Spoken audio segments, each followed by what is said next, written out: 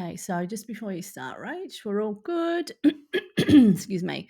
All right, so Rach, in 3, 2, 1, go. Welcome back to the Killer Storyteller podcast with me, Rachel Lynch, coming to you from London, and my Aussie mate, podcaster Kristy Horn, tuning in from Melbourne, Australia. Thanks so much for joining us, and it's great to be behind the mic for another killer episode. And we're in double digits. This is episode 11. G'day, Kristy. How are you? Oh, I see what you did there. G'day, Rach. I'm great, thank you. It's so good to see you. How you doing? Yeah, really good, really good. Everything's going orange here. We're into autumn and nearly Halloween next week, so it's all cozy fires and spooky colours. And have you seen my social media post that I did? Love Halloween and that that. Oh, it's just lovely. I love this so time of much. year. And Cozy. What about you? we've got heaps more social media posts to come out with all the Halloween stuff. So you've been warned, folks. Oh, actually, this will probably come out after Halloween. So, yeah, you can look forward to that next year. But I'm really great, thanks. And a massive hello to all of our listeners from all around the world. And that's right, I am coming to you from Melbourne, Australia. So today, guys, we have got a special treat for you, and we're heading straight to Bonnie, Scotland, to chat with the brilliant Marion Todd, best-selling author of the Detective Clare Mackay series. If you ever wanted to know how a piano teacher turned candle maker ended up writing gripping police procedurals set in St Andrews, well, you're in for a treat. Exactly. Marion's books have sold over 500,000 copies, and they're loved for their sharp plots, Scottish grit, and that unstoppable detective Clare Mackay. Mackay or Mackay? Oh. Mackay. Thank you. We'll be talking to Marion about her creative process, what it takes to build a long-running series, and how she really feels about AI sneaking off with her words. Because we're not shying away from that one, guys. So grab your coffee or maybe a dram of whiskey and settle in. This is the Killer Storyteller podcast with special guest Marion Todd.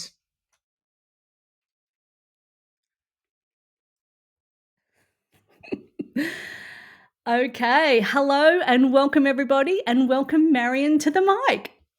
Hello, thank you. It's lovely to be here. Fantastic. It's lovely to have you.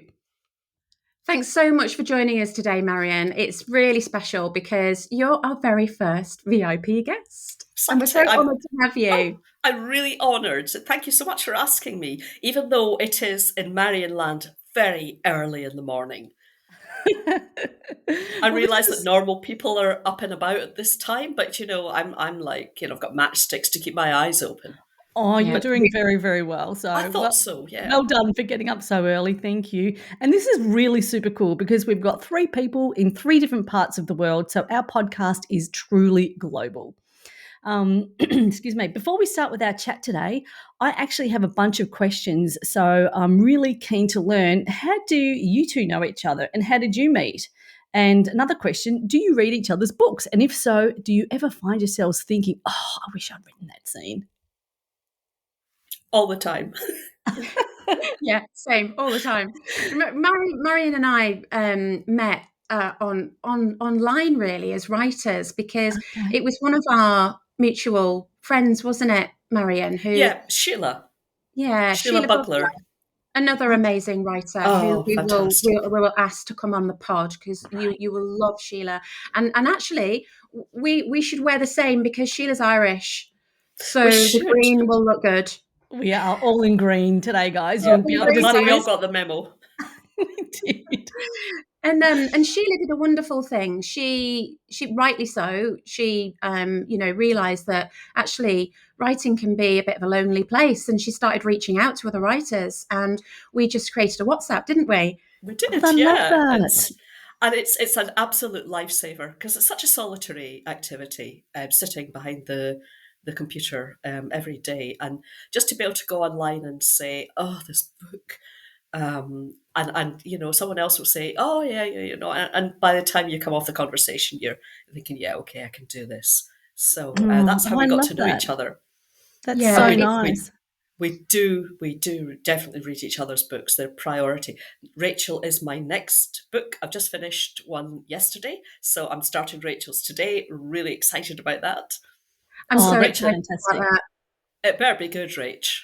Oh, sorry, Marion, in advance if it's not. If it's utter rubbish, you'll forgive me. Is it The Rich? Because I could This, bang on about The Rich yeah, all day. No, All no, no. That was favorite book. fantastic. That was So, just, so good.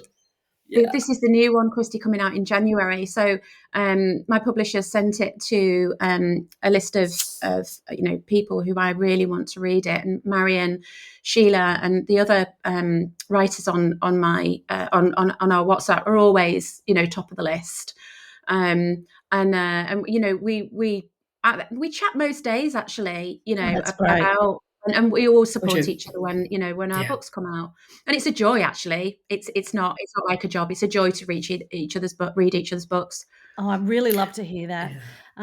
Marion, you've had such an interesting path into crime fiction, from piano keys to crime scenes. Can you tell us a little bit about how you came to write your debut, See Them Run? And I'm currently listening to that one too, with your voice recording it. It's great. So, yeah, interested to hear about that. Okay, so See Them Run, probably like most writers, wasn't the first book that I wrote. There's a book that's sort of languishing in a hard drive that will never see the light of day. And I wrote that because I really wanted to kill someone, and they don't let you do it. It's against the law. So when I'd had this really horrible tutor at university, who just wrecked my confidence, absolutely made me feel worthless.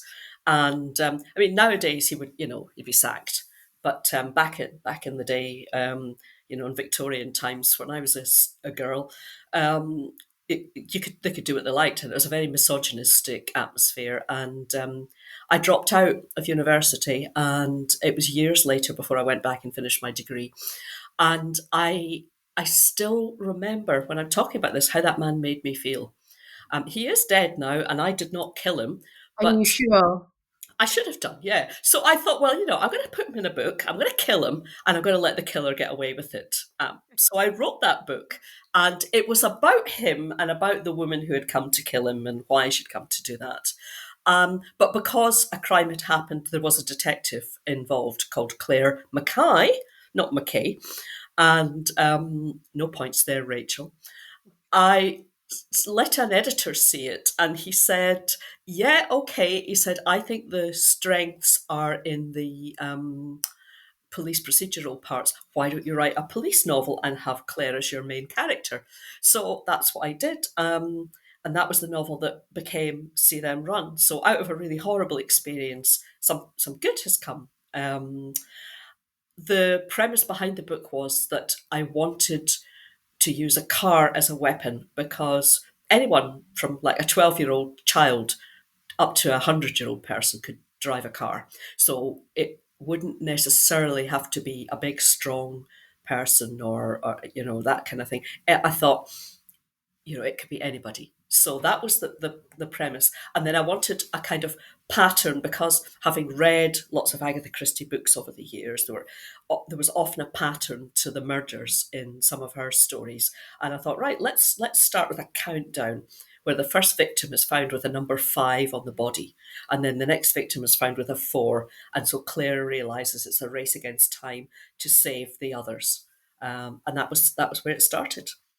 Fantastic. I love that, Marion, and that really sort of covers out my next question really as well, which was, we've both had really different careers before coming to writing, and what you said there about your sort of personal experiences and how that feeds into your writing.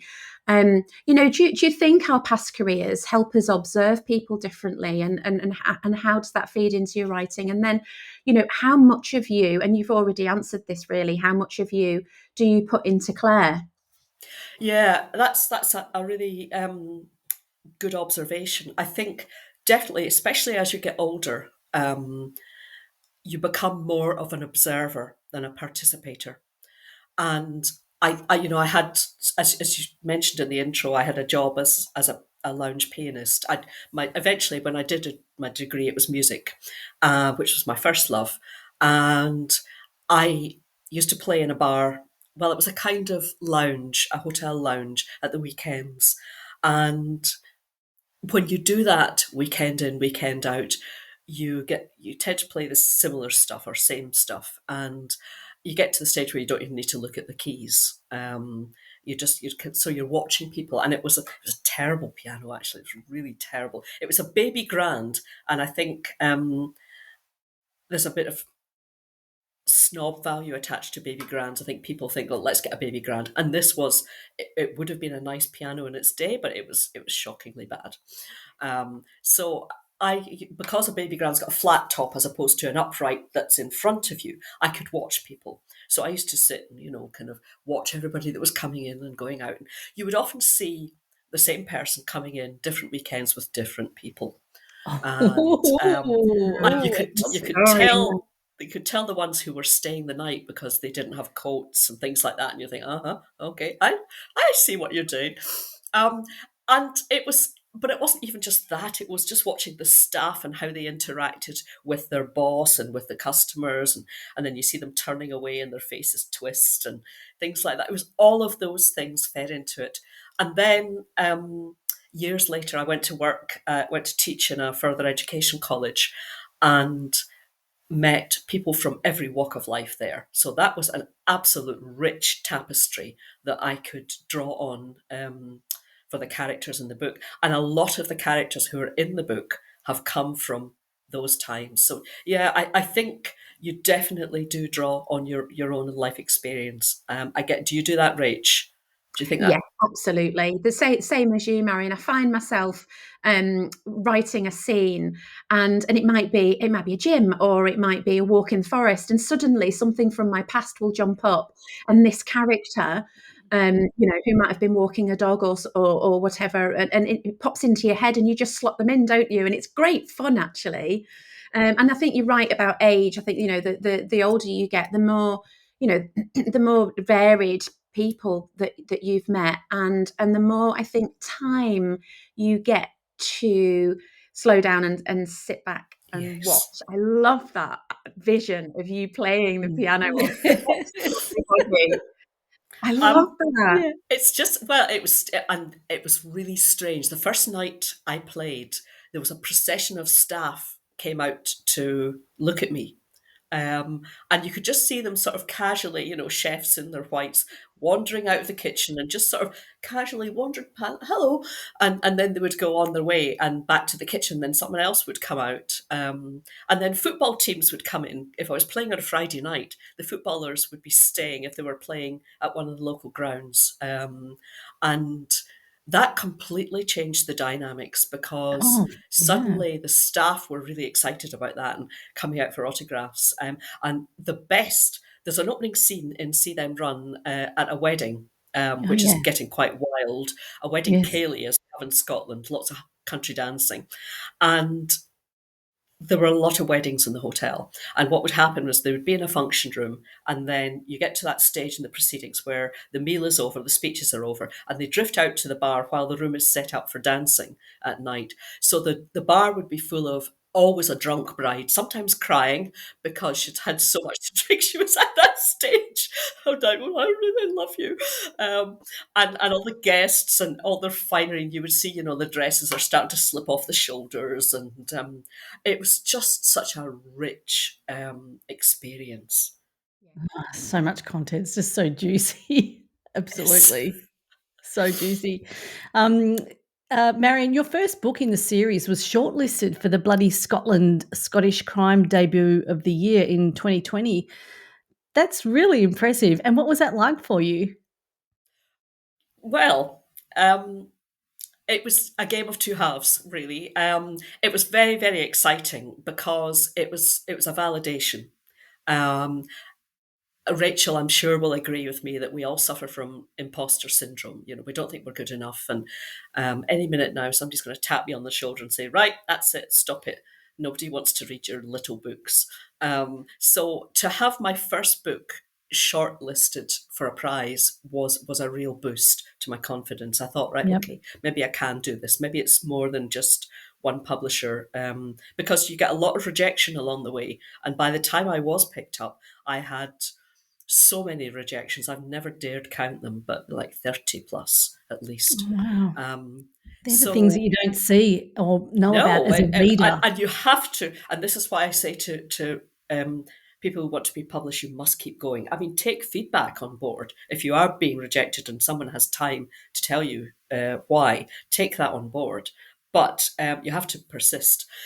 On the downside, it was 2020 and it was lockdown. So I would have been on the Bloody Scotland on a panel at the festival. It didn't happen. They did a kind of online thing, but I wasn't involved.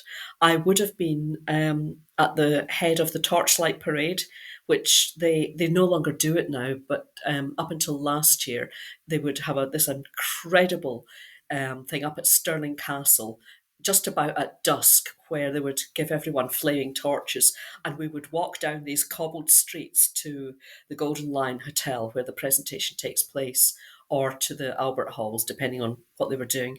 And it was medieval.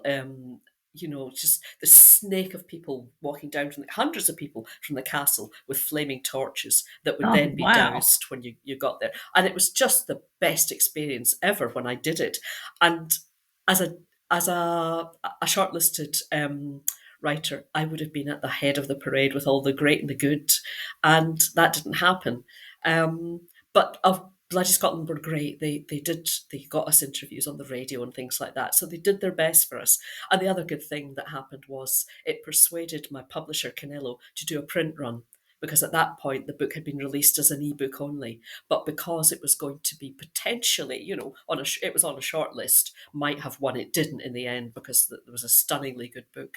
But because of that, the book was in print, and then my next book went straight to print. So Great. that was a huge boost to my career. What a way to start. Yeah, Fantastic. amazing. Yeah. So a bit bittersweet, but actually, like you say, getting into print, that was a huge moment for Canelo, wasn't it? It But, was, yeah.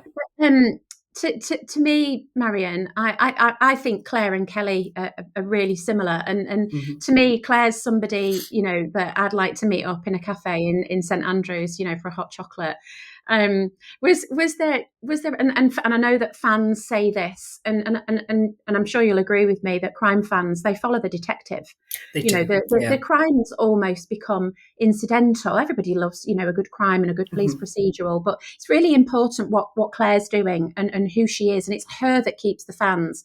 And keeping her consistent but evolving, over the 9 books so far. Yeah. How do you keep her fresh without losing, what readers first fell in love with?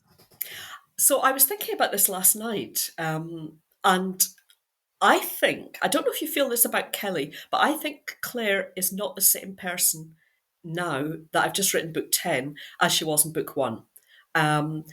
Because I don't think you get to know your characters straight away.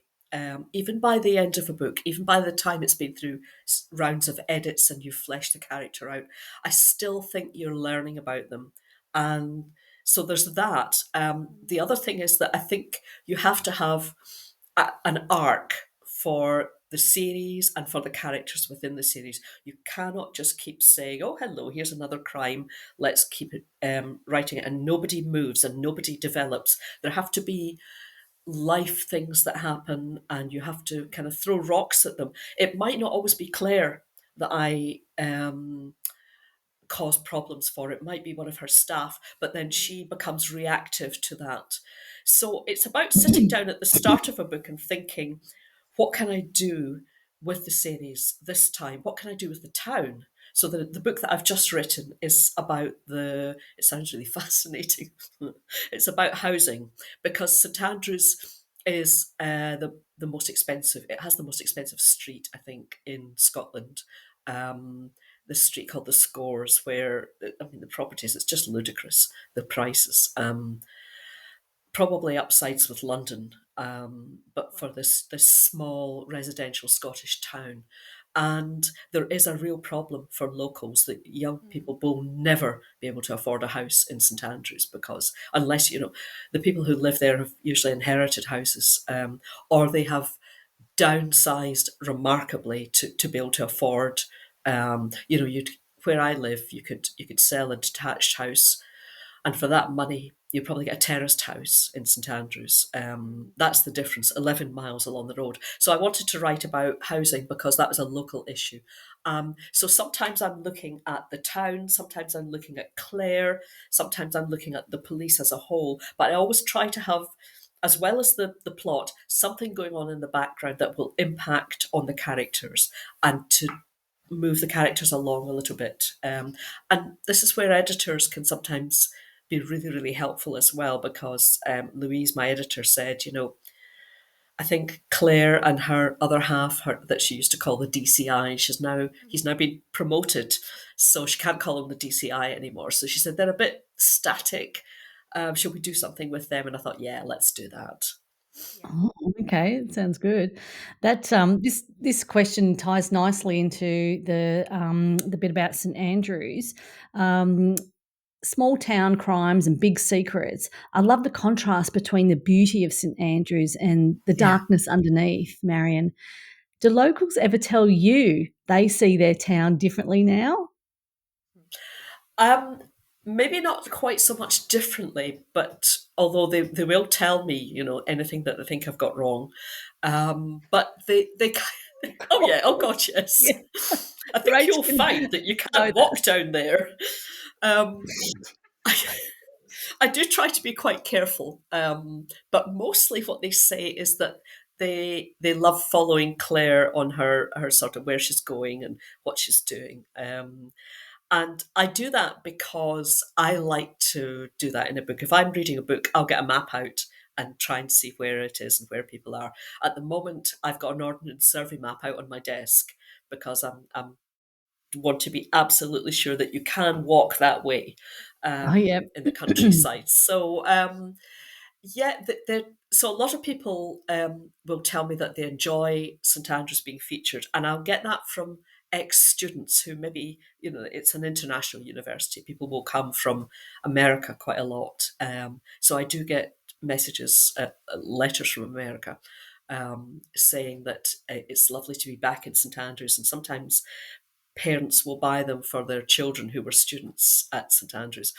I have also warned them when I do a talk in the town, which are usually quite well attended, that I can tell them statistically which streets are the most dangerous, so which streets to avoid when they go out, because there's almost no one left in the town now. I've killed them all. I love that. I love that you get messages from all over the world, because it really is a famous town, isn't it? It is, yeah, and that's why I chose it. I'm not daft, I mean, Absolutely. it's And it's a excuse me. great, yeah, market sales pitch, isn't it? I mean, obviously, Like the Lake District, like the Lake it features District, in the Kelly books. Everybody yeah. knows it and loves it, and And you had William and Kate go in there for university, so I do, and I've never managed to get them in a book. I keep promising to put you them need to get in, that in, don't you? Yeah. but I mean, this kind of leads on from that, Marion, and I think I can, everybody will hear the your love for the area in your voice, and I think that my next question was going to be about how protective we are as of our settings, because I'm so passionate about Cumbria, which is where I yes, grew up, and that and comes through in the books. So, Yes. so yeah, yeah. and that comes through in yours as well. And are Thank you you. conscious of that? Are you conscious of Yeah, yes, that? I do. I feel a great loyalty, not just to St Andrews, but to kind of Scotland and the surrounding area. There was a thing, I think in my second book, there's a baby is abducted at the start, and In plain sight, is it? yes, in plain sight. Well done. And you've done your homework. I'm very impressed. I had to send Claire across to the town just across the water from me, Dundee, which is the town where I was born and grew up, and gets a bad rep because it's got a lot of drug problems and all the rest of it. But I'm very, very fond of Dundee, and I feel fiercely protective of it. And I needed to send her to one of the dodgier housing areas because we all areas have them. And I had a chat to a friend about this and decided in the end to give it a different name, because I didn't want to blacken the name of this area, because although it has a high crime level compared to the rest of the town. There will be lovely people living there, just going about their Yeah. everyday lives. And I wanted to really say how run down this, like washing machines in the garden, and sort of apologies to anybody who has a washing machine in their garden currently, but you know the kind of thing, cars up on bricks, um, burned out cars, sort of thing. I wanted to be able to portray that, but not upset the people who live Yeah. there. So I kept the location roughly where it is, so people will know where it is. But I gave it a different. I made up a name.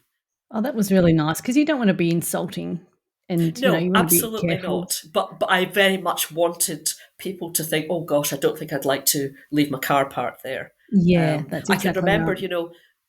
my aunt and uncle. I only had one aunt and uncle, and this was an Auntie Jean because everyone in Scotland has to have an Auntie Jean. It's practically the law, and they were.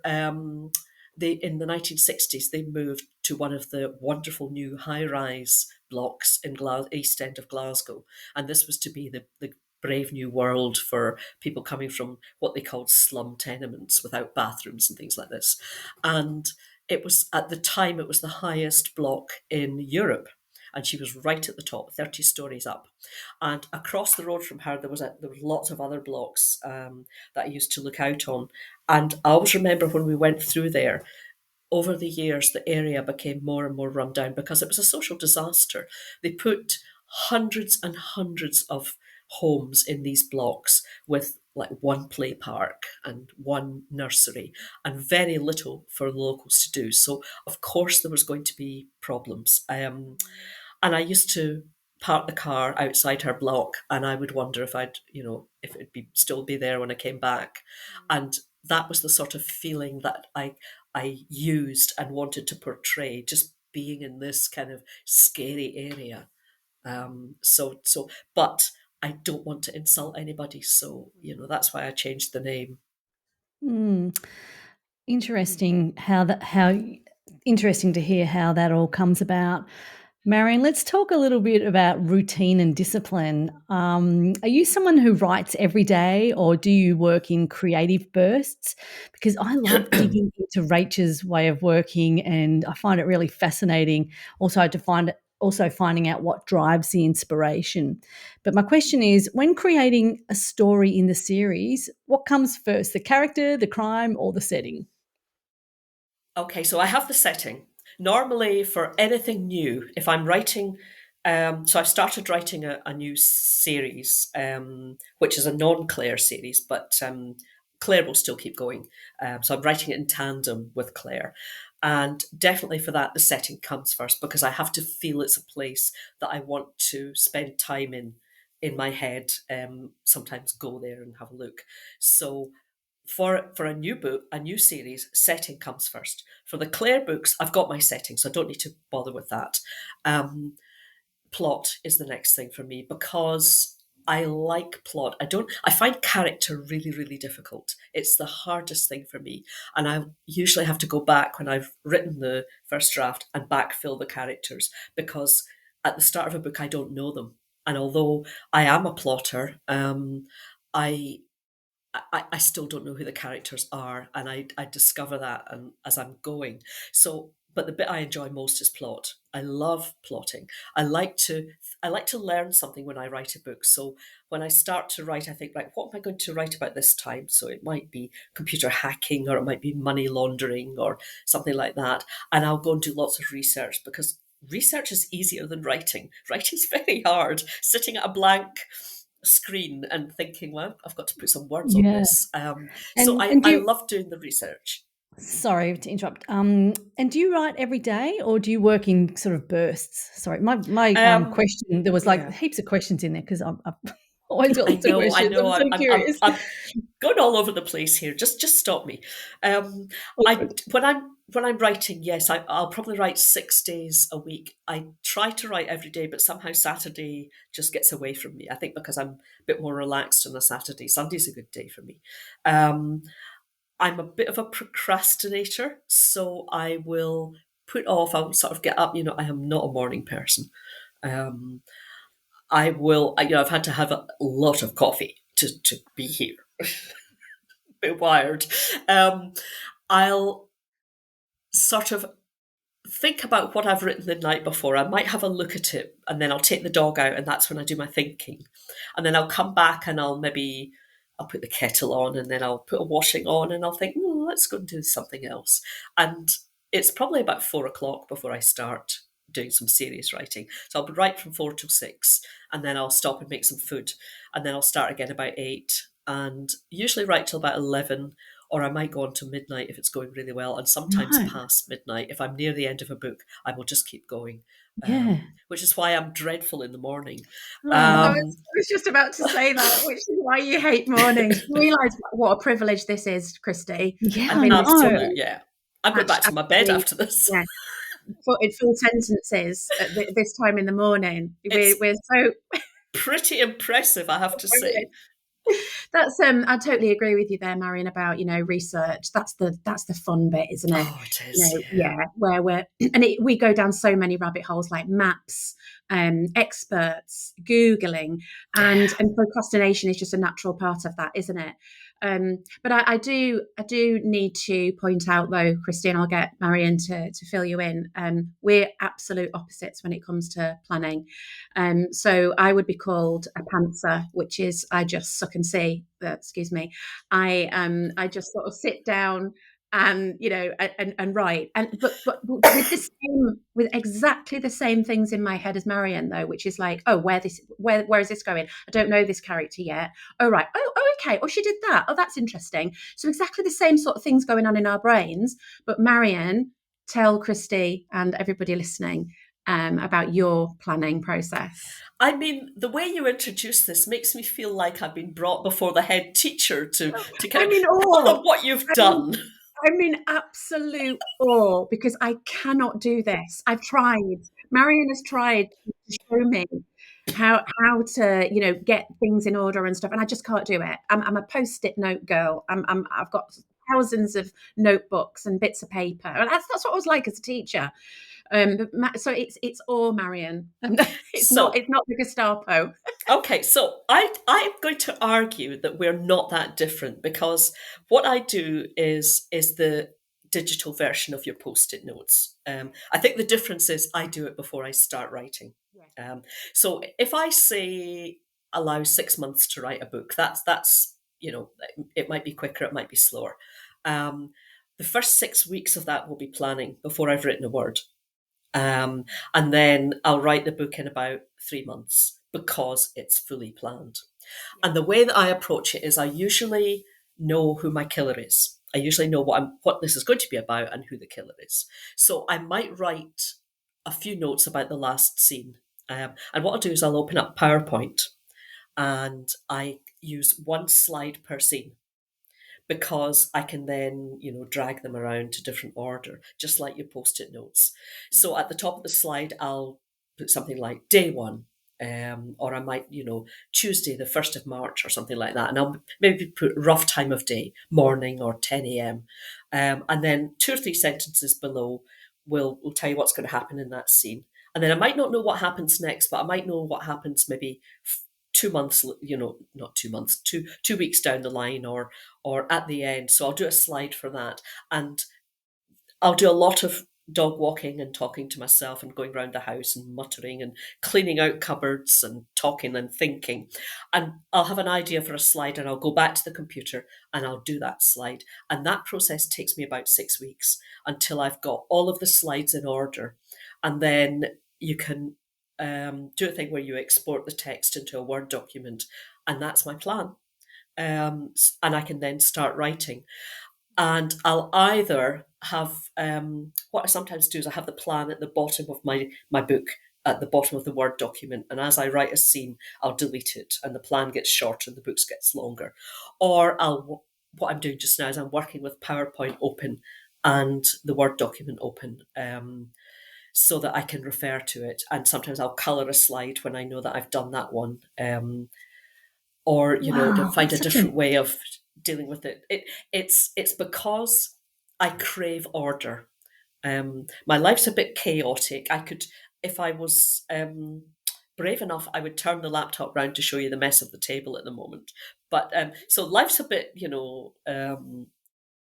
chaotic. I need to go to bed at night knowing what I'm going to write the next day. Okay. Uh, That's the and beauty of That's the beauty, sorry to interrupt, of, getting to speak and having access to both of you amazing authors is that you're both incredibly different, and this is such an unreal insight as mhm. to how you go about, plotting and planning and, writing the books. How I fascinating. will I find say, that sorry, so interesting. sorry to interrupt you. I will say that the books can sometimes people will say, "Oh no, I wouldn't want to plot because I would be bored." But the books still surprise me. I was writing a scene two nights ago where it was a press conference. The police were giving a press conference to talk about a crime, and I heard one of the reporters getting up and saying to my main character, um, "I believe you went to school with the victim," and I thought I didn't know that. So some Love these things that. will just spring up, and you think, "Oh, that's a good idea. I'll put that in the book." It, So it, they it's do like still surprise you. it's like a supportive grid in the background, isn't it? Rather than Yes, a absolutely, and absolutely. prescriptive. Yeah. Fantastic. We mentioned that your books have a touch of the Scottish grit, and Scottish crime fiction has the dark wit and emotional depth readers really love. Marion, do you think it's the landscape or the people or the humour that gives it that edge? I think it's a combination of all of those. I do think that Scotland punches above its weight in crime fiction terms. We do have quite a lot of successful writers. Um, think there's something about, we're coming into autumn, and there was a thing on the news this morning about the clocks going back, which I don't know if you do that in Australia, but we have this thing in the autumn where we put the clocks back an hour. It's my favourite night of the year because you get an extra hour in bed. Obviously, spring is awful when it goes forward and I lose an hour. That's shocking. I think it just should Yeah. just keep going We've back. just we've just gone forward, Marion. So we've gone Oh, into daylight saving. So we're in spring now, heading into summer. So it's okay. Oh, still how a little bit lovely. light outside, but normally when Rach and Okay. I are recording, it's pitch black, isn't it, Rach? Yeah. So in Scotland in the winter, we don't have a huge amount of daylight. It will probably be about 8:30 where I live before the sun comes up, and that's with the clocks going back, and then it's dark by 4 o'clock. So there are short days, and also it's a funny thing. I was down in the south of England for a wedding, and we did a bit touring around, and the buildings there are so completely different. There's a lot of honey-coloured stone and red brick, and it just is a bit more kind of cheering. Whereas in Scotland we have grey sandstone or granite or brown sandstone, and I think there's a darkness, there's a physical darkness, particularly in St Andrews, where there's a lot of very old buildings built in sandstone. So there's a kind of grey pallor to the buildings. And although you can have lovely sunshine, the sun's so low in the sky at this time of year, it barely gets over the horizon. And I think that helps crime because it's easier to commit crime in the dark. Um, Mhm. and Mhm. also, I think what you say about the dry wit of some Yep. Scottish people, um, and the third element there is police black humour, which is a Yeah. coping mechanism. Right. Um, Something you have to be very careful with, that you don't become inappropriate with it. And that I get picked up by my editor saying, I don't think you should really say that. Um, but I think it's all of those kind of things that I try, as Claire and Chris have got to know each other and as I've got to know them. They've got a kind of repartee between them, just kind of little one-liners, and they just come naturally. They're not. I just hear Chris saying something like that, and Claire right back at him, Yeah. and that's the fun thing to do. So I think that there's a particularly Scottishness to Scottish books. It's a funny thing, There's no border between us there, but there is a Yeah. difference, particularly having been down to the south of England. Um, the way people speak is different. The way they interact with each other is different, and I guess that's just more about me observing people now as a writer. Yeah, and I think there's an international affection for Scotland as a separate entity as well, isn't there? You know, I think in so, America, yes. on the continent, I think that's true too. Marion, asking for a friend, about Ah, your about so you are. our saggy middles. So, how do you get through a sticky bit? You've already mentioned, you know, walking the dog, and totally there with you. Our little plot walks, love it. What sort of thing, you know, gets you through those sticky moments? Yeah, it's. I think Val McDermott calls it the muddle in the middle, and she's absolutely spot on. I guess for me, yeah, the book kind of falls into three phases for me. I find the first 20 to 30,000 words a grind because I'm setting up the crime and I've done this so many times before and I'm trying to make it slightly different and a bit more interesting. And of course, Claire has to task her team. She's got to say to them, I want you to do this and you to do this and you to do this. And it's trying to make that different every time. So that's a real slog. But I do know where I'm shooting. And then you get into the middle and you think, right, I just want her to arrest the protagonist now. I don't want to write the next 30 words because when I get to sort of 60,000 words, the book takes off. So that Yeah, middle bit is it's like try to put things in the way to hold back the inevitable. And that's when more complexity has to come in and I hate it. It's very, very difficult. So Oh, sounds hard. it really is. Yeah. What I would do is, I think it was it Winston Churchill who said, "When you're going through hell, keep going." yeah, Um, I love that. Yeah, Normally, I would try to write 1 to 2,000 words a day, depending on the day. And I just have to accept that there will be days when I can only do 300 words. But if that's all I do, then it's 300 more than I had the day before. Um, and sometimes I'll do um, sprints, which is where you set a timer and you only let yourself write for, I usually do 20 minutes, but if it's really bad, I'll do 10. And when the timer's done, you count your words. And because you're on a timer, there's something about it that makes me think, hurry up, hurry up, hurry up, Yeah. get something down. It doesn't matter if it's right, just get something down, which is the thing. You may have done this, Rachel, when you were teaching. I used to say to students, don't get it right, get it written. You can yeah, fix it later, get something down. So when that timer goes off, I stop and I count my words and I go off and I have a cup of tea. And then yeah, I'll come back and I'll set the timer again. And that can be a really productive way of getting over a hump. Um, Yeah. but I think you just have to accept that that part is going to be harder and slower, but that when you get, for me anyway, when you get to 60, 70,000 words, it goes like a train. And if I could sit and write it in one massive session, I would, because I just want to get the words down. I know everything that's going to happen now. There's no more surprises. And I'm just It's like, so this, you exciting. didn't know Yeah. this, and look. Yeah. So you've just got to keep going, but it's hard. Yeah. That's Writing a book is difficult. The Pomodoro method, is that right? Oh, I don't When know that name. Is you're that what on, that is?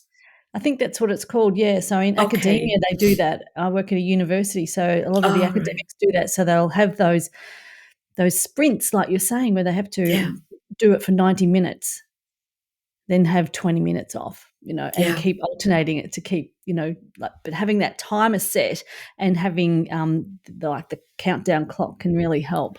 The other thing that Um, kind of, when you're doing sprints, if you've got someone down the line, like if I say to Rachel's, the group that we're in, or to another group of writers, anybody up for a sprint tonight, then if you know that someone else is doing it, you're online and you say, right, go, and then stop. And then you can have a little bit of a chat. And so knowing that someone else is doing it can make yeah, you keep going a bit longer. yeah, yeah. That's fantastic. I really love that. They do that at work as well. So the academics get together and they write without talking. They go into a room together Yeah. and they're all writing, or they're online together. So it just keeps them, so that they know that somebody's there doing the exact same thing. Yeah. Really interesting. Marion, bloody Scotland, I love saying that word, bloody Scotland, has you say it become so nicely. because I use the word bloody a lot. Praise Scotland. Bloody Scotland has Bloody become such a Scotland. a big Sorry. event for crime writers. Yeah. I've got 2 questions here, Marion. What does being part of that festival mean to you? And if you'd give one piece of advice to someone attending Bloody Scotland who's hoping to break into crime fiction, what would that be? Okay. I'll take the second one first because this is so easy. Wear trainers. That's it. That's What, it. like Wear runners trainers. on your feet? Yeah, yeah, yeah. Like Nike shoes or something. Stirling, Bloody Scotland is a great festival. It's set in the Scottish town of Stirling, which is a castle, and it's got lots of lovely buildings. And it's not like a festival like Theakston's Crime Writing Festival in Harrogate, which is set in one venue and everybody is there all the time. It's peppered around the town, and you can be, going between venues. You'll be at one place, and then you want to get to a talk in 10 minutes. You're sprinting along the road to the next one, and the bar where everyone collects is called the Golden Lion. It's the Golden Lion Hotel, and it's rammed, so you may never get a seat in there. So you need to be wearing comfortable clothes. The second piece of advice is that most of the writers who are there are incredibly approachable and love to talk to readers and people who want to write. So never be nervous about going up and saying to someone, "Hello, are you, whoever," because they'll always talk to you. What does it mean to me? It was the festival that gave me my start, because after 2020 or 2021, they gave me a panel the next year. I wasn't that well known, but it was so lovely to be included. I find it very welcoming and inclusive, and they've given me quite a lot of panels over the years, but even when I've not been on a panel, I still go and stay for the whole weekend. It's the one that I would say most people go to after Theakston's, after Harrogate. People will come up often from London, but and it's such a difficult place to get to. Stirling, it's a peg of a journey, especially when you're going home on a Sunday. But it's the one that agents and editors will come up to and have dinners and drinks and things like that, because it's just such a well attended one. People come from all over to go to it, so it's my home festival, and I'm Yeah. very, very fond of it. Lovely, lovely people who organise it. Oh, that's so lovely, and the great advice there for crime fiction authors that are just starting out, so that's awesome advice. Yeah, and I think this, this whole idea of, don't be shy of going up to people and asking questions. I think that's what makes these festivals so special. But Marion, you're brilliant on social media, which can be a bit of a tricky space for everybody. Seems to Yeah. be getting harder and harder. I love how you post stuff that's not just about writing as well. You know, what was that one that you did when we were in Harrogate? That drink, and you got about how many likes did you get in the end? It was about Oh, 36, thousands. 39,000 Yeah, hits yeah. It or was like something. 40,000 or something. It was so. There's a drink when I grew up as a child. It's apparently only in Scotland, although I challenge that, called cremola foam, and it came in a metal tin with a lid that you had to take the back of a spoon to get off. A bit like Alka Seltzer. In fact, it was basically flavoured Alka Seltzer, and you put a teaspoon in a glass and filled it with water, and it fizzed a little bit, and there were different flavors of strawberry and lemon, or I should say pink and yellow, because it didn't really taste of strawberries or lemons, and orange as well. And the bar at Harrogate at the festival is sometimes not very good for soft drinks. So I don't know what I chose. I can't remember. But anyway, it was in a bottle, and they gave me a glass, and I went and sat down, and I started to drink it, and I said, this is just like cremola foam. And not one person around that table, they all went, "What?" And so I did a quick TikTok. I said, "Right, this is Marion. I'm at Harrogate Festival, and nobody knows what cremola foam is." And oh my gosh, I got so many answers. And it seems to be that it was known in Northern Ireland, in the whole of Scotland, and to an extent in the north of England, but not beyond that. So obviously a kind of Celtic You hit a sweet Yeah, spot mystery. there. livener, a Yeah. Celtic livener. The other one that I did that was an incredible success, I've never had anything like it, was when we'd had a lot of rain. I mean, an awful lot of rain. And what happens in Scotland, it'd be exactly the same in the Lake District, is it's often not the day that it rains that you see the floods. It's the day afterwards because the water comes down off the hills and it Yeah. will continue to come off the hills for a few days. And there's a dam in a kind of Perthshire town called Pitlochry, and it's quite a thing to see. People will go and look at the dam, and it has a salmon ladder for the salmon to kind of jump up. So salmon have to go up river to spawn. I think that's the right word. Yep. And the dam's in the way of this. It's across the river, so they've created a like a ladder of bit Oh, they like jump up. locks in a canal. And it's very famous, the salmon ladder. And when you go at the right time of year, you can see the salmon leaping out of the water up to Oh, the I want next to see stage and then that. up to the next stage. Yeah. So we had been up to Aviemore. My partner was running a half marathon, and the weather was just, I stepped out of the car at the car park up to ankle deep mud. It was just so wet. One of the wettest times I can ever remember. And on our way down, we stopped at Pitlochry and went to see the dam, and it was completely inundated. The water was coming over the top of the dam.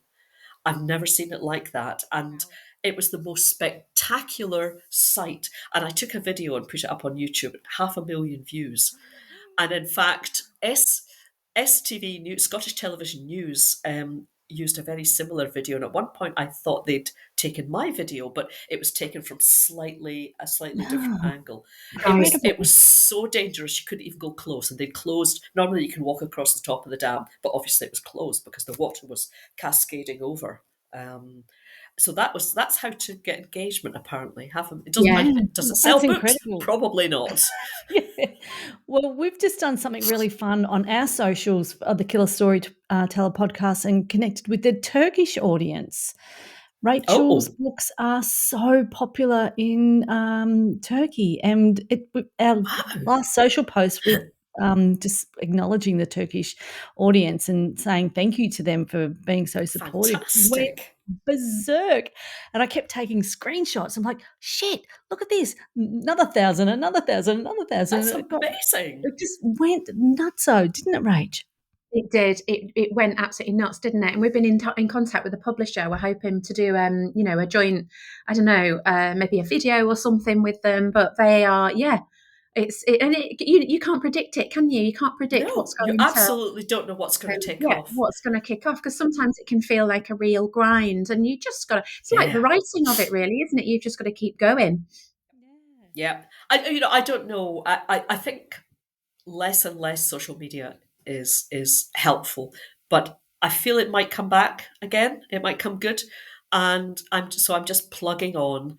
But I did a TikTok in my bed last night at sort of like midnight, and I can't even Oh, remember now no. what it was. But I'd been on this holiday in England, and I'd taken videos, and I thought, all right, I'll put one of them up and put some music to it, and you just got, as you say, got to keep going.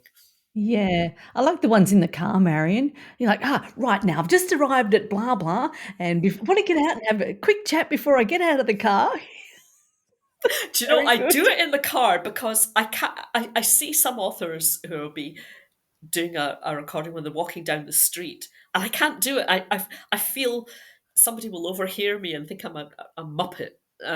So if I do it in the car, nobody can hear me. And So the that rather than acoustics are always really good in the I car suppose too. so. Yeah, yeah, yeah. Yeah. And you've got a mirror. You can sort of Oh, yeah. Yeah, pluck tweak out those yourself around. hairs in the chin because Oh, you always see them in the absolutely. Yeah. car. It's the I'm best going to place. wax my moustache. I think like Poirot. That'd be a good crime. See those great big hairy ones that just grow overnight. It's like, how You did could that do that. You happen? have nothing to coil when you're plotting. Yeah, I could. Like I could do this. that. Yes. Oh, Marion, I'm keen to learn a little bit about what you do to recharge. So, do you read other people's crime novels, or do you indulge in something completely different? Do you still play the piano? I do know. I bought a new piano about a year ago. No, almost 2 years ago now. I've wanted to have a boudoir grand, as it's called, for ages. It's like halfway between a baby grand and a full-sized concert grand, although there's lots of sizes in between. The reason I'm not keen on baby grands is that they have quite short strings, and the shorter the string, the less good the noise. What you want is a nice big box with kind of long strings. And in fact, an upright piano, if it's overstrung, which means that the strings cross each other diagonally, means that they'll be longer. You know, Pythagoras, diagonals are longer than uprights. And so if you've got an upright with overstrung across the way, you'll get a better sound from that than you will from a baby grand. But a boudoir grand is quite long, and so it has nice long strings. And I was at a party and introduced to another, because I used to teach piano, introduced to another piano teacher. And she just kind of said conversationally, I don't suppose you want to buy a boudoir grand? And I said, well, more than life itself. Are you selling one? So I have that, and I bought myself some new music to try and get me back into to kind of playing something a bit more challenging. And what else do I do? I do read other people's crime books, but it's mainly what we call ARCs, advanced review copies or reader copies, Oh, yeah. that we get sent from publishers. Yeah. And I never seem to get to the bottom of my ARCs pile. Sometimes it'll just be going to the theatre to see. I love going. We've got a lovely repertory company, professional rep company in Dundee. So I'll quite often go and see plays there, or go to the cinema. If I have time, I like to do a jigsaw, because Yep. that empties your head completely, Yep. because you're focusing on where does this little bit go. So that's a really good brain emptier. And kind of there's not really time for anything else. Yeah. Um, Yeah, there's not enough hours in the day, is there? I no, could spend definitely all my not. time reading. I've got a couple of questions for both you and Rach, and you're both under the Canelo umbrella, the UK publisher. And is there a crime authors club? And when you guys get together, do you talk about all the different ways to murder or solve crimes or create the baddies? Is that, because I'm really interested. Well, as Rach said earlier, we've got our WhatsApp group, Yes. and it's incredibly supportive.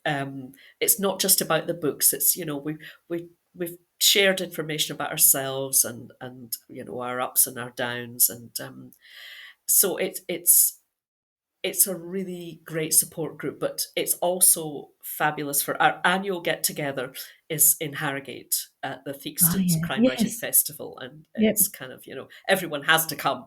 It's a 3-line whip. You have to be there, and that's kind of just it's a bit like, when cows are let out of the barn in spring, when they've been in all winter and they're kicking up their heels, or chickens come out of the chicken shed blinking at the daylight. It's like us when we get together. The talking is just relentless, Love and we that. go for a whole weekend. And the lovely thing about it is that, we don't sort of like all go together as a homogenous group moving as one. We'll just be in and out of each other's Yeah. worlds. And, I'm going here, you're going there, and then we catch up later. And we fall into it like with, an old friendship. It's like a comfort blanket. Yeah. Um, So it's the lovely. best thing ever. And the advice I would give to anyone who's starting out in writing is find someone who you share an agent with, or you share a publisher with, and make friends with them. You might get on, you might not, but we'll be friends for life. Connected by the simple fact that the same publisher offered us all contracts. Oh, It's Yeah, lovely. Love that. it's so special. And we laugh a lot, and we actually, probably I'd say only 10% of our time is talking about work, and the yeah, rest is just shooting the shit, and just sharing. And it's like, because we don't work in an office, we don't attend meetings, we don't have these things in our lives. So when we get together, we've got all these things to discuss. Like, love that these cows being let out. It's hilarious. And actually, we probably sound quite similar to that as well. And we do sort of, crack into hilarity in our own little bubble, don't we? But Harrogate's really special. I love it. And I feel really massively privileged to be part of, our little crew. It's really supportive. Yeah. It's fantastic. fabulous. Yeah. I was going to ask you, Rach and Marion, D.I. Kelly Porter, she thrives on instinct and justice, and D.I. Clare Mackay runs on precision and persistence. If these two ever teamed up, who would take the lead? And who would secretly bend the rules to crack the case first? Hypothetical. Good question. I think, Claire would start by opening a bottle because it's her best skill. She's very, very good at that. I think they would be a pretty formidable team.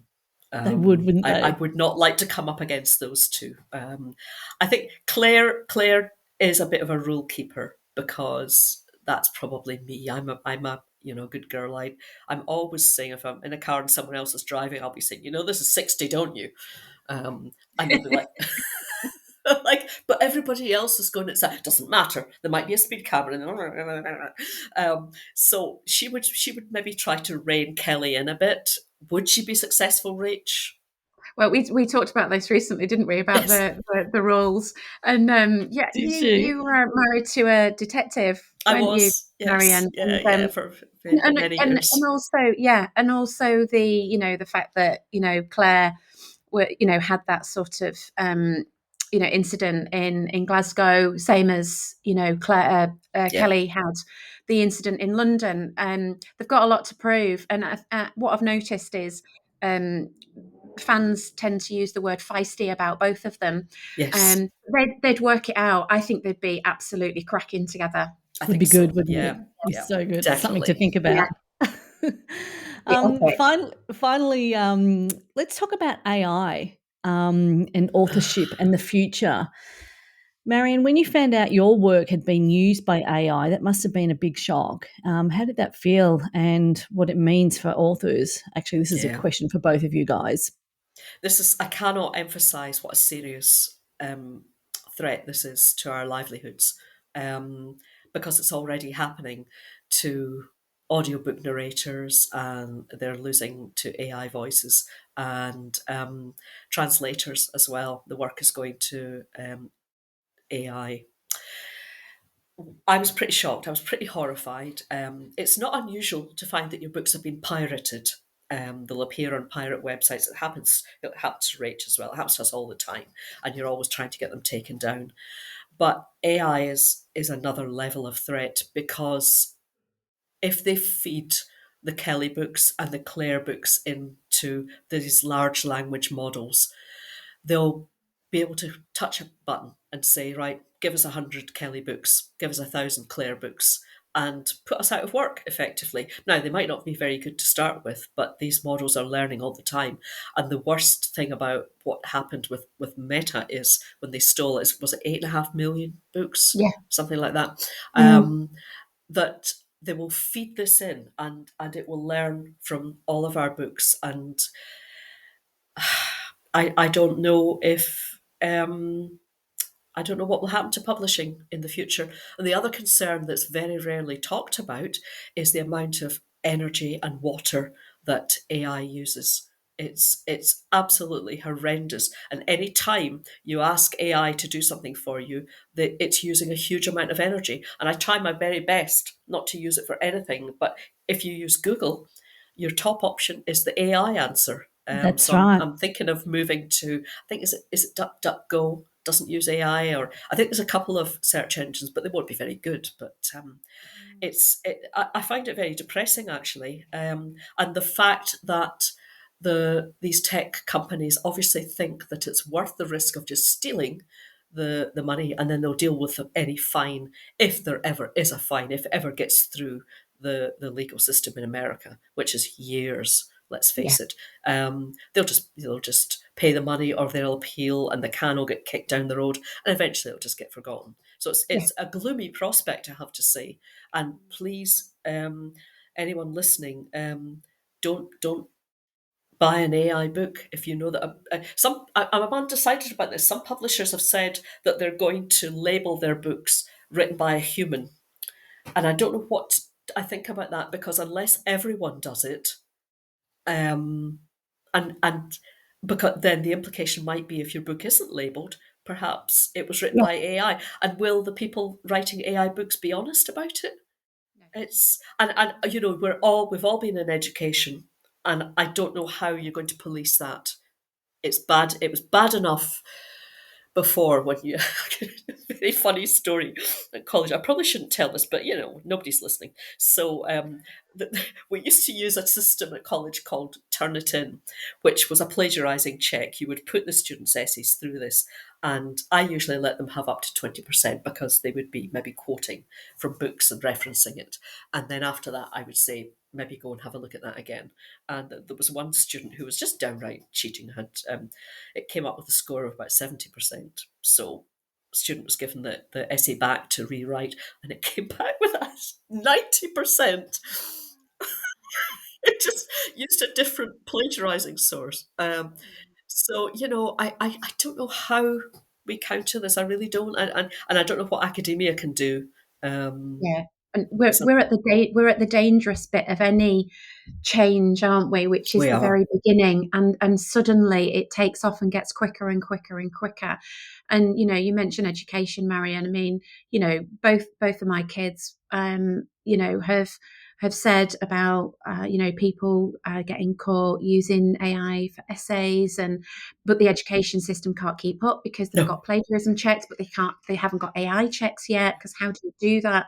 Yes. So you've got all of these layers of technology trying to keep up, and it's across the whole creative industry as well. Music, artists are coming out now and saying that their industry has been taken over, and this like homogenous, soulless blob of product is being regurgitated out there, and the hope is that people will just be able to instinctively tell the difference. And like all of these things, we will one day get maybe a balance of living alongside it, but it not erasing us. That's the worry, isn't it? And I mean, just as a like an experiment, really, I put into, because I don't really know how to use it. I know that my daughter uses it for a few bits of research and things like that at university. I'm not quite sure what to do with it. So me and a friend put in one day, it was a couple of months ago, give me the opening chapter of a crime book in the style of Rachel Lynch. Oh my God. It wrote a chapter, and at the beginning there was a blurb on what my style is, and it got it right. It was Lake District, gritty, dark, threat, la la la, and I was like, oh, okay, this is interesting. And suddenly I realized that actually, because people are caught all the time, aren't they, Marion? We see it all the time on social media, and really savvy readers have actually picked this up. They've come to the middle of a book, and somebody, whoever's created this thing, they've left the ChatGPT prompts in, because they're not writers, they don't care. They've just done it to make money on Amazon, because anybody can publish on Amazon, and so they've just created this thing. And they've forgotten to take the prompts out, and people have bought it, and readers have called them out, and so Amazon's taken these down. But it's a tsunami. How do we fight this? So it's scary, and it's worrying, and it's not an easy time to be a creator of any type of original content. And we've just got to hope that nobody can actually replace that spark, the X factor, which is in a human brain. Where it leads, I don't know. But you know what crime writers are like? Crime readers are like, Rachel. They hoover up books Some of them read a book in a day. And so I think it would be tempting for them, Yeah. you know, And also, once they've bought it, Marion, that's it. They've that's bought it. it. So Yeah, even if yeah. they realise it's AI and they don't like it, they've still bought it. So there, you've got an industry. Yep, Mm. yep. It's a Be, concern. be interesting to touch base in 12 months' time and see where things are at, Yeah, because it's yeah. moving so fast, isn't it? It It's is. just It is. moving incredibly fast. So there's more here. So yeah, be really interesting to see what happens in the next 12 months. Well, Marion, we could really keep chatting for ages. I can't believe we're at the end of our podcast today. That was absolutely brilliant. Thank you Oh, so much thank for you. joining us for a chat. Uh, And I've it just was my loved pleasure. getting this opportunity to meet you and hearing some of your stories and your beautiful Scottish accent. It's so, so lovely. Thank you. It's so kind of you to ask me. I'm very, very honoured to be your first guest, and I can't believe the time's gone in. It's just flown in. I've had such fun chatting. Thanks, Marion. It's been absolutely brilliant. I've loved it, and huge congratulations. And when's number 10 out? Have you got a title? Yes, she says, try to remember what it is. I think it's called what? Leave me alone. I'm What? tired. It's very early in the morning here. Very early. What's it called? It's called Watch Them Fall. Oh, And it fantastic. is out on the 12th of March next year, 2026. 12th of March. Perfect. Well, Oh, maybe we could that's get you back on in the that would be spring. good. Yeah, yes. That'd be lovely. I'd love to do that. Next year is Thank going you. to be such a big year. Rachel's got a couple of books coming out and your book Yeah. coming out. So that's fantastic. And you can find all of Marion's books wherever you get your crime fiction. We'll drop some links into the show notes. I've actually Thank you. started with See Them Run. So completely hooked. Oh, Thank you Kristy, I so think much. well, Kristy and Marion, thank you so much. And I think that wraps up this episode of the Killer Storyteller podcast.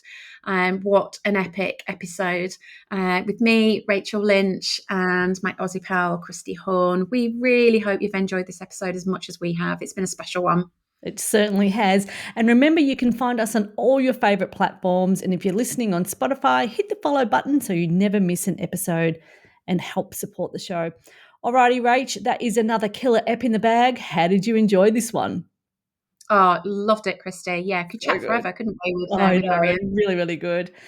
Thank you so much, Marion. It's lovely to see you. And I'll do that again. Same here. We absolutely nailed it, Rach. Okie doke, that's over and out for now. See you next time. Bye, Rach. Bye, Marion. Bye. Bye, Kristy. All right, I'm just going to hit stop and don't hang up, guys, until I finish Yeah, here. record before we go.